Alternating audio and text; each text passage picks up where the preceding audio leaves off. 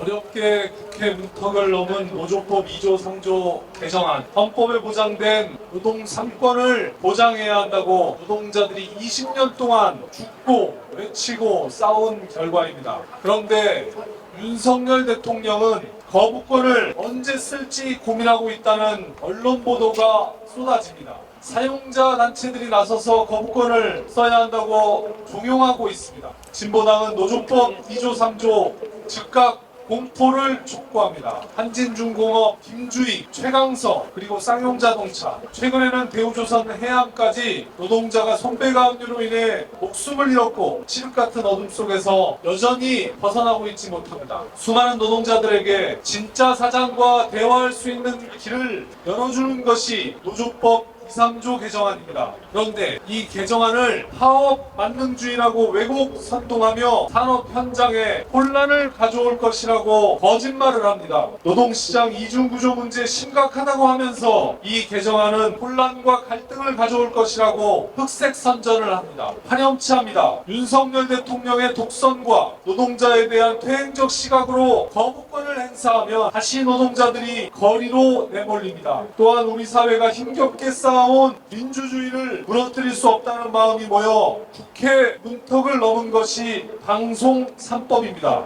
지난 열흘간 우리는 새로 취임한 박민 KBS 사장이 군사작전을 방불케 하는 속도와 규모로 공영방송 KBS를 쑥대밭으로 만드는 상황을 목도하고 있습니다. 잘 나가던 교양 프로그램을 하루아침에 폐지하고 진행자들이 줄줄이 퇴사당하고 있습니다. 지난 금요일에는 모든 방송 뉴스가 행정 전산망 마비를 톱으로 다뤘는데 KBS는 윤석열 대통령의 순방 일정을 가장 먼저 다뤘습니다.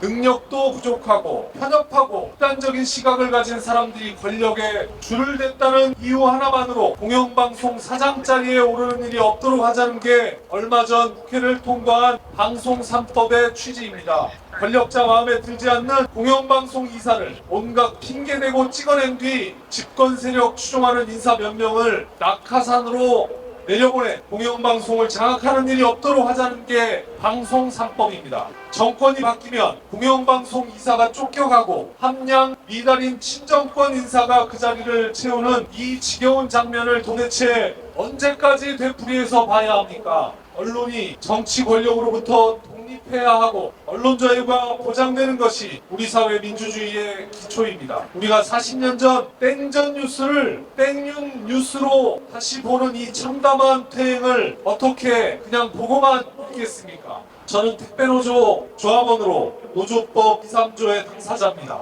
엄동설한 거리로 내몰릴 수밖에 없었던 택배 노동자를 대변해 국회에 입성한 저의 사명입니다. 오늘 노동자의 울분을 담아 대통령의 거부권 행사를 막고 즉각 공포를 촉구하는 농성을 시작합니다. 위기의 순간마다 이 땅의 민주주의를 실현하기 위해 거리를 가득 메웠던 민중들의 외침을 잊지 않고 지켜내자는 마음으로 방송 3법 즉각 공포를 촉구하는 농성을 시작합니다. 노조법 2조 3조와 방송 3법은 민주주의의 실질적 지표입니다. 대화와 타협을 민주주의의 징표라고 하지 않았습니까? 노동 현장은 국민 삶의 현장입니다. 이 현장에서 대화를 통해 국민의 생존과 기본권을 지키겠다는 것을 막을 이유가 없습니다. 대통령이 거부한다면 이는 민주주의에 대한 정면 도전일 뿐입니다. 방송 3법도 마찬가지입니다. 표현의 자유, 정권 감시라는 언론의 기본적 책무를 통해 민주주의가 성장해왔던 역사적 사실을 복귀한다면 이를 거부하는 것은 민주주의에 역행하는 반민주적 작태일 뿐입니다.